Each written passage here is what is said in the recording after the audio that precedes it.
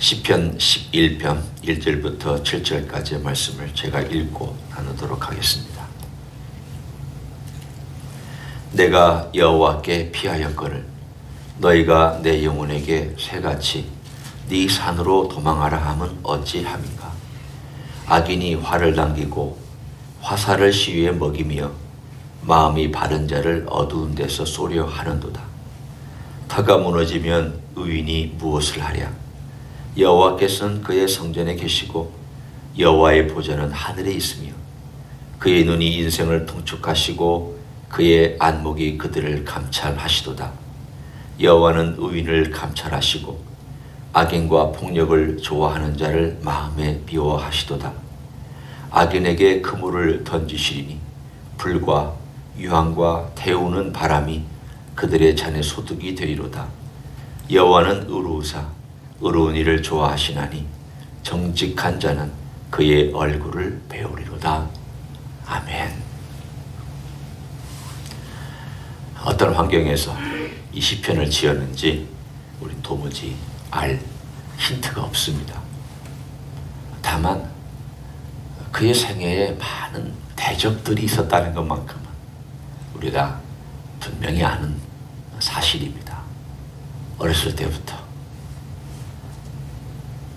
자기 형제들과의 시기 질투로부터 시작된 그 어려움이 그가 사울에게 발탁되어서 군인으로 살아가는 동안 워낙 뛰어나기도 하고 하나님의 사랑을 받았기 때문에 그만큼 질투하고 시기하는 사람 주변에 많았습니다.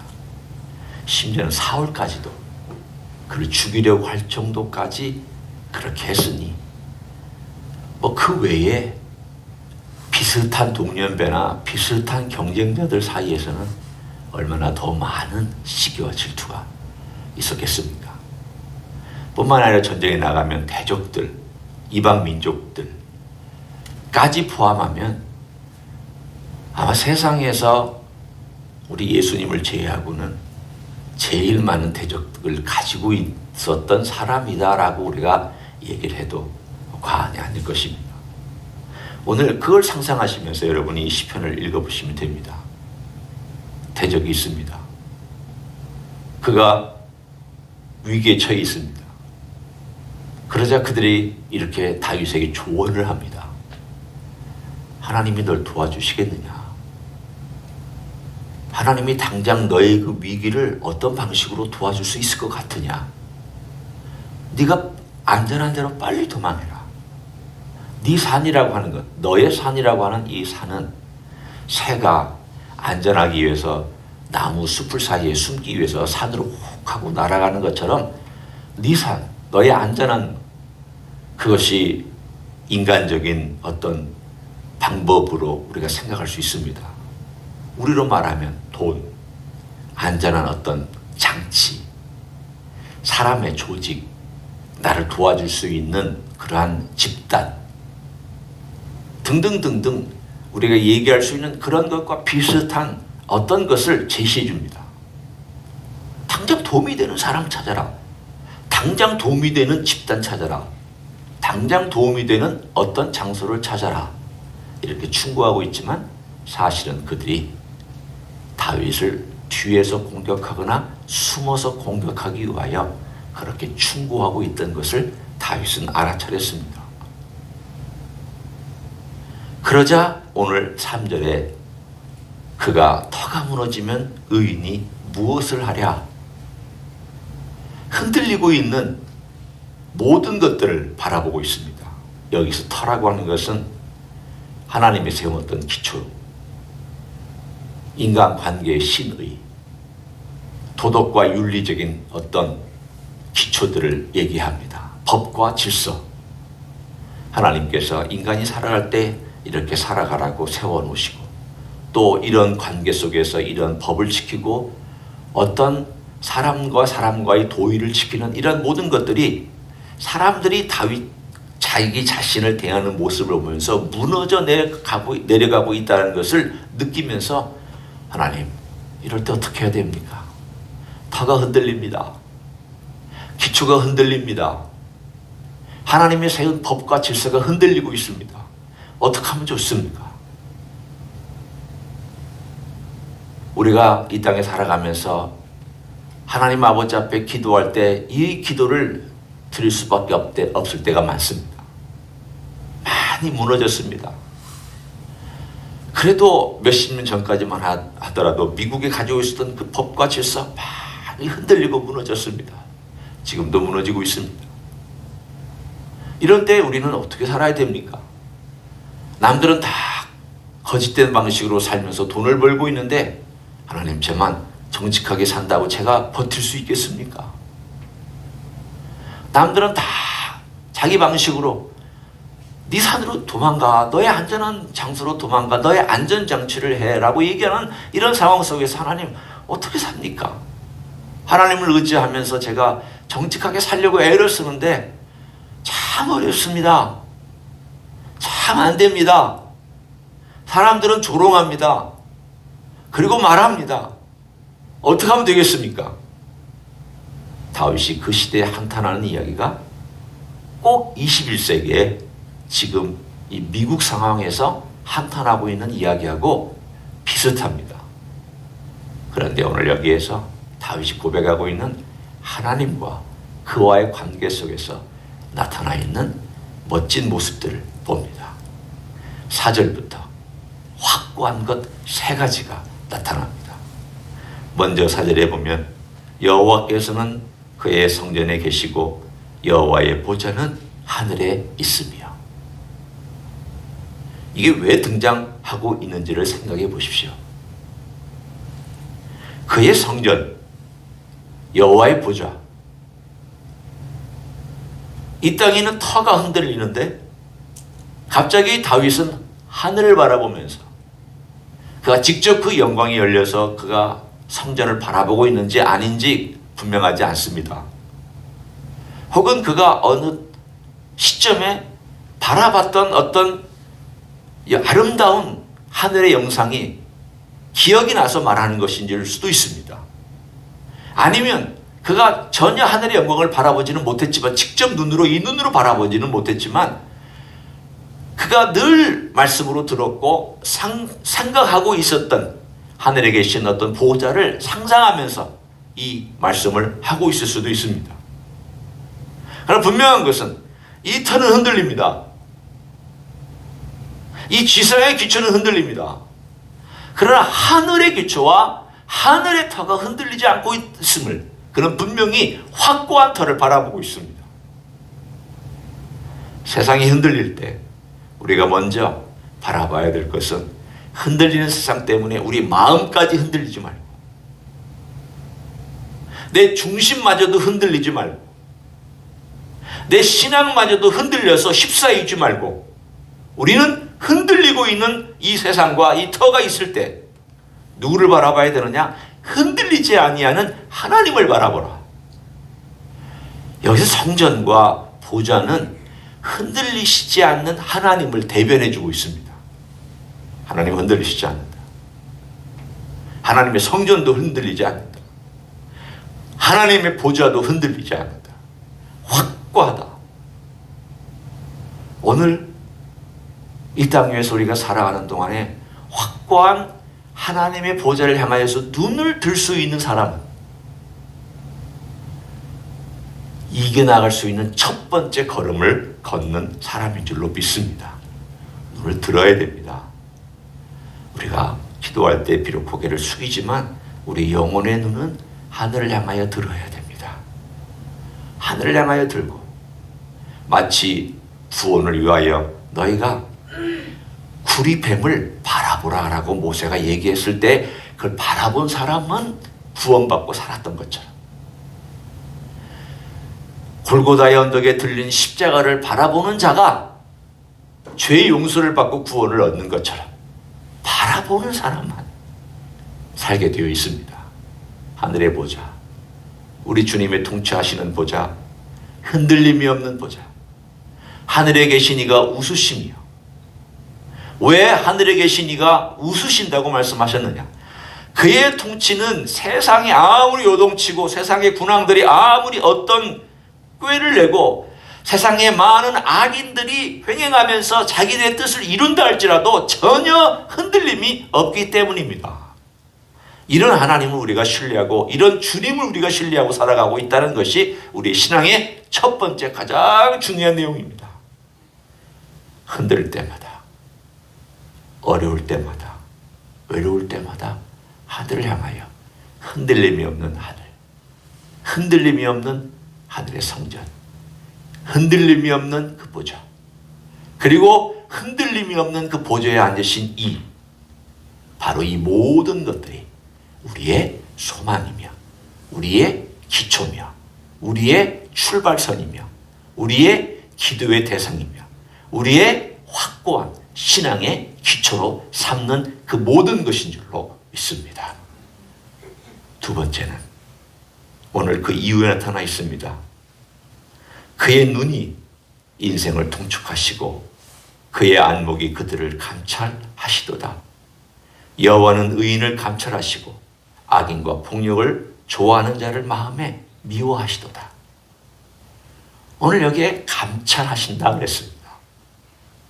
이 말은 테스트하신다는 뜻입니다.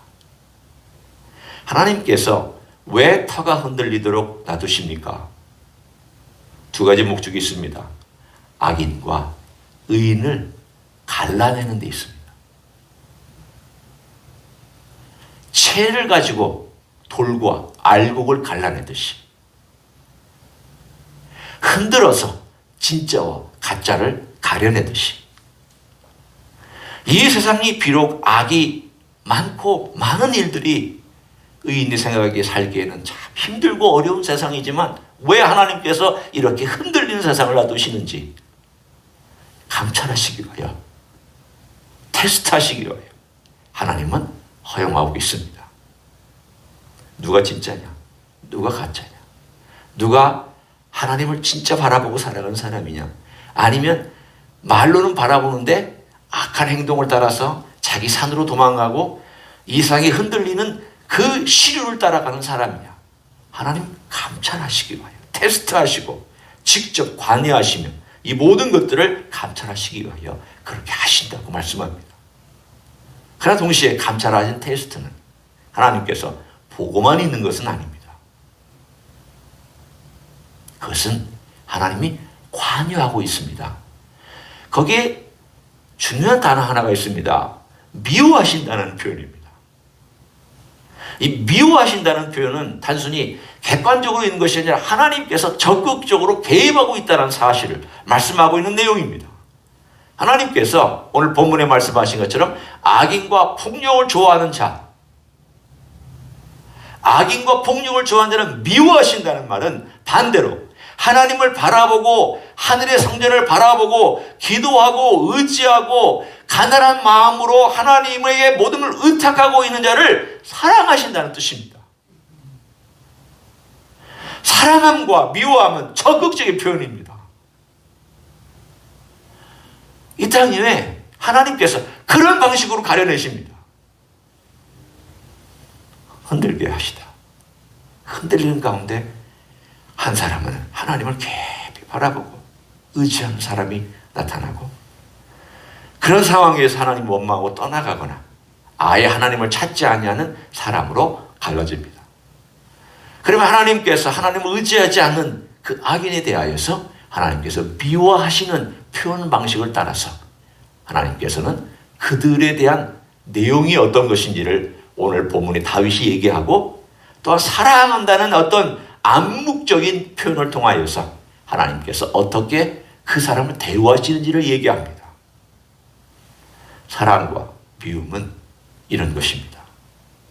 하나님께서 에서는 미워하시고 야곱은 사랑하셨다라고 나옵니다.